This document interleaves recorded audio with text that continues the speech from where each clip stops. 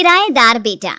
उठ जा नालायक, सुबह के 8 बजने को है, तुझे एग्जाम नहीं देना क्या? थोड़ी देर और सोने दीजिए ना पापा। तू उठता या फिर मैं तेरे ऊपर पानी फेंकूं? रोज गधों की तरह सोता रहता है, पेपर की कोई टेंशन ही नहीं है। और एक हमारा समय था जब हम पेपर में फेल होने के डर से रात भर पढ़ा करते थे, सो ही नहीं पाते थे। तो क्या आप उसका बदला मुझसे लेंगे? मैं 15 मिनट बाद उठ जाऊंगा, आप प्लीज जाइए, मुझे डिस्टर्ब मत कीजिए। इतना कहकर रौनक रजाई ढककर फिर से सो जाता है। तू ऐसा नहीं मानेगा, रुक मैं अभी पानी लेकर आता हूँ। बस फिर क्या था, इतना कहकर वो भागते हुए बाथरूम में जाते हैं और पानी की एक बड़ी सी बाल्टी लाकर रौनक के ऊपर फेंक देते हैं। पानी पड़ते ही रौनक झट से उठ जाता है। ये आपने क्या किया पापा? अब तो उठेगा नहीं तो यही करना पड़ेगा ना। वैसे थैंक्स डैड, आपके कारण ना अब मुझे नहाने की भी जरूरत नहीं पड़ेगी। चलिए अब आप माँ से बोलकर मेरे कपड़े निकलवा दीजिए, तब तक मैं ब्रश कर लेता हूँ। वैसे कल ना आप एक काम और करना, नहलाने के साथ साथ मुझे ब्रश भी करवा देना। ये ब्रश करने में ना मुझे बहुत आलस आता है। रौनक की बातों से अरविंद का मुंह खुला का खुला रह जाता है। वो अपनी पत्नी कमला के पास जाता है और रौनक की हरकतों के बारे में बताता है, जिसे सुन उसकी पत्नी हंसने लगती है। तुम अपने बेटे को समझाने के बजाय हंस रही हो। रौनक बच्चा है, धीरे धीरे सुधर जाएगा, आप क्यों उसके पीछे पड़े रहते हो? अभी नहीं सुधरेगा तो कब सुधरेगा? 10वीं क्लास में है रौनक, वो अब कोई बच्चा नहीं रहा। अरविंद की इतना बोलते ही वहाँ रौनक भी आ जाता है। क्या डैड, मैंने आपको एक काम दिया था, वो भी नहीं हुआ आपसे। अरे क्या हुआ बेटा? माँ, मैंने डैड से बोला था कि वो आपको बोलकर मेरे स्कूल की यूनिफॉर्म निकाल दे, लेकिन मेरे पीछे पड़ने के अलावा इनसे एक काम ढंग से नहीं होता। देख रही हो कमला, देख रही हो अपने लाडले को? अरे आप चुप रहिए जी। चलो बेटा, मैं तुम्हें कपड़े निकाल कर दे देती हूँ बस। ऐसे ही साल पर साल बीतते जाते हैं, लेकिन रौनक के रवैये में कोई बदलाव नहीं आता। वो पहले से भी ज्यादा आलसी और पूरी तरह अपने माता पिता पर निर्भर हो जाता है। 2 साल बाद पता नहीं कहाँ गायब रहता है पूरे दिन, अब तक तो आ जाना चाहिए था। अरे आप इतनी फिक्र क्यों कर रहे हैं उसकी? दोस्तों के साथ खेल रहा होगा, आ जाएगा अभी।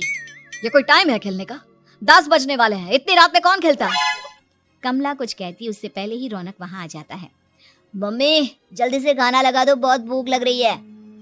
तुम्हें तब तक खाना नहीं मिलेगा जब तक तुम बता नहीं देते कि इतनी रात गए कहाँ से आ रहे हो। ओ प्लीज डैड, अब आप एसी पे प्रद्युमन बनकर मेरे सर पर बंदूक लेकर मत बैठ जाना। अपनी फालतू की बकवास बंद कर और बता कहाँ से आ रहा है। माँ अब समझाइए ना डैड को। बता देना बेटा, इनको भी तसल्ली हो जाएगी। आप बोल रही हैं तो बता देता हूँ, मैं दोस्तों के साथ मूवी देखने गया था, इसलिए देर हो गई। तू इन सब चीजों में मेरे पैसे उड़ाता है? कभी 1 रुपया कमाने के बारे में सोचा है तूने? जब देखो हवा की तरह पैसे उड़ाता रहता है। माँ अब आप इन्हें चुप करा दीजिए, वरना ना मुझे गुस्सा आ जाएगा। अच्छा क्या कर लेगा? बता ना, क्या कर लेगा तू?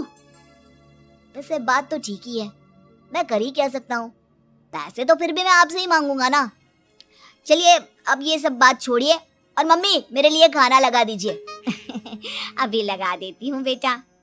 मैं बता रहा हूँ कमला, एक दिन ये ऐसे ही बिगड़ जाएगा। ओफो, आप क्यों इतना पीछे पड़े रहते हो मेरे बच्चे के? बात की बाद में देखेंगे, अभी आप शांति से उसे खाना खाने देंगे। अगले दिन डैडी मुझे 10,000 रुपए चाहिए। हाँ? अब इतने पैसे क्यों चाहिए तुझे? डैड आप बिना सवाल किए कभी पैसे नहीं दे सकते क्या? जब तक तू बताएगा नहीं तुझे पैसे भी नहीं मिलेंगे। अरे अब आप अपने बेटे को पैसे भी नहीं दे सकते? नालायक, तेरी उम्र के लोग नौकरी करते हैं और एक तू है जो नौकरी करने का नाम ही नहीं लेता कभी। आप लोगों के होते हुए भला मैं नौकरी क्यों करूं? अरे हम कब तक पैसे देंगे तुझे? तुझे भी तो अपने पैरों पर खड़ा होना होगा ना। कौन सा उधार के पैरों पर खड़ा हूँ? अपने ही तो पैरों पर खड़ा हूँ मैं। इसी तरह रौनक दिन प्रतिदिन लापरवाह होता जाता है। उसकी लापरवाही को देखते हुए अरविंद और कमला अपने बेटे की शादी कराने का फैसला लेते हैं और 1 महीने के अंदर अंदर ही रौनक की शादी मेघा नाम की लड़की से करा देते हैं। शादी के कुछ दिन बाद, रौनक मुझे एक अच्छी सी साड़ी चाहिए, आप ला दोगे ना? हाँ क्यों नहीं, कितने तक की आती है साड़ी? यही करीब 5,000 तक की। तुम चिंता मत करो, मैं आज ही डैडी से पैसे मांगकर तुम्हारे लिए साड़ी ले आऊंगा। आप कब तक ऐसे ही अपने पापा से पैसे मांगते रहेंगे? कोई अच्छी सी नौकरी क्यों नहीं कर लेते आप? अरे डैड के होते हुए मुझे नौकरी करने की जरूरत ही क्या है? पर आप ऐसे कब तक उनसे पैसे मांगते रहेंगे? कुछ आपको अपने दम पर भी तो करना होगा ना। अब तुम भी बाकी लोगों की तरह मुझे ज्ञान देना शुरू मत कर देना। साड़ी चाहिए ना तुम्हें, मिल जाएगी बस। इतना कहकर रौनक अपने पिता से पैसे मांगने चला जाता है। डैडी, मुझे 5,000 रुपया चाहिए। अब 5,000 क्यों चाहिए तुझे? वो मेघा को साड़ी चाहिए थी। अरविंद आगे बिना कुछ कहे चुपचाप उसे पैसे निकाल कर दे देता है। कुछ दिन बाद, तुम्हें नहीं लगता कमला, रौनक हम पर पहले से भी ज्यादा डिपेंड हो गया है? मुझे तो अब उसके भविष्य की चिंता होने लगी है। कल को हमें कुछ हो गया तो वो क्या करेगा? काश तुमने पहले ये सोच लिया होता तो आज हमारा बेटा इतना लापरवाह नहीं होता। तब मुझे कहाँ पता था कि मेरा लाड प्यार उसे इतना बिगाड़ देगा कि वो इस हद तक लापरवाह बन जाएगा। कोई बात नहीं, अभी भी देर नहीं हुई। मुझे पता है उसे कैसे सुधारा जा सकता है। कैसे? अरविंद कुछ कहता उससे पहले रौनक वहां आ जाता है और पैसों के लिए हाथ फैलाने लगता है। डैड, मैं और मेघा बाहर घूमने जाना चाहते हैं। अरे वाह, ये आज सूरज कहाँ से निकला है? Dad please. अच्छा चलो अब मुद्दे की बात करो। मुझे अब 25,000 चाहिए। अब तुम्हें 1 रुपया भी नहीं मिलने वाला। अगर तुम्हें पैसों की इतनी ही जरूरत है तो कोई ढंग की नौकरी कर लो। मम्मी, आप कुछ कहिए ना डैड को। बेटा वो गलत क्या बोल रहे हैं? ये सब हम तेरे भले के लिए ही तो कर रहे हैं। मम्मा, मैंने बताया ना आपको, मुझे नहीं करनी कोई जॉब वॉब। तो ठीक है, निकल जाओ हमारे घर से। तुम्हारे जैसे लोगों के लिए मैंने ये घर खड़ा नहीं किया है। जितना ये घर आपका है ना, उतना ही मेरा भी है। मैं कहीं नहीं जाने वाला। जाना तो पड़ेगा ही तुझे, क्योंकि अब मैं तेरा कोई भी खर्चा नहीं उठाने वाला। ठीक है, मत उठाइए मेरा खर्चा, मैं अपने दम पर भी जी सकता हूँ। तो बेशर्मों की तरह अब तक यहाँ क्यों खड़ा है? अपना सामान ले और निकल जाए यहाँ से। रौनक पैर पटकते हुए वहां से चला जाता है। घर से निकालना जरूरी है क्या उसे?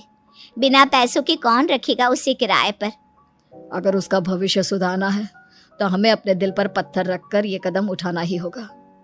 दोनों बात कर रहे होते हैं कि रौनक अपनी पत्नी के साथ एक बड़ा सा बैग लेकर घर से निकल जाता है, लेकिन घर से बाहर उसे कोई भी मुफ्त में अपने घर किराए पर नहीं रखता। अंत में थक हार कर वो फिर से अपने घर चला जाता है। क्या हुआ?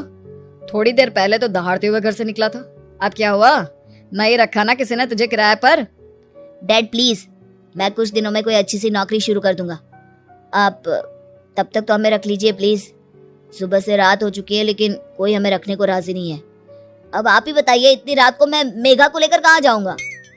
ठीक है, बहू की वजह से मैं तुझे घर पर रख रहा हूँ, लेकिन तू इस घर में एक बेटे की नहीं बल्कि एक किराएदार की हैसियत से रहेगा।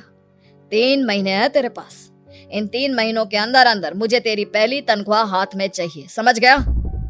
पक्का डैड, इन 3 महीनों के अंदर अंदर तो कोई बढ़िया सी नौकरी ढूंढ ही लूंगा मैं। ऐसे ही धीरे धीरे समय बीतने लगता है और अरविंद के दिए 3 महीनों में से 2 महीने बीत चुके होते हैं। पापा जी ने हमें 3 महीने दिए थे, जिसमें से 2 महीने तो बीत चुके हैं। अब ये आखिरी महीना बचा है। अरे तुम चिंता मत करो, आज मेरा ना 2 जगह इंटरव्यू है, दोनों में से कहीं ना कहीं तो जॉब लग ही जाएगी। अच्छा, all the best. Raunak interview के लिए निकल जाता है, जिसके बाद शाम में रौनक घर आता है। कैसा गया इंटरव्यू? आपकी नौकरी लगी या नहीं? अरे पहले सांस तो ले लेने दो अच्छे से। बताइए ना, मुझसे तो जरा भी इंतजार नहीं हो रहा है। वो दरअसल बात यह है कि मेरी नौकरी तो लग चुकी है लेकिन पैसे बहुत कम है। कितने पैसे हैं? 15,000। इतने में अरविंद और कमला मिठाई का डिब्बा लेकर आ जाते हैं। बधाई हो बेटा। हम जानते थे तेरी जॉब जरूर लगेगी।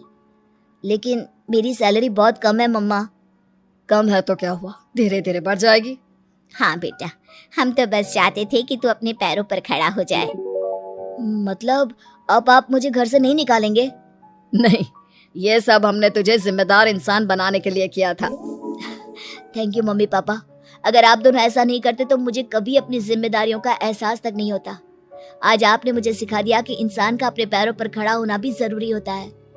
इतना कहकर रौनक झट से अपने माता पिता के गले लग जाता है और अपनी कमाई की पहली तनख्वाह वो अपने माता पिता के हाथ में सौंपता है।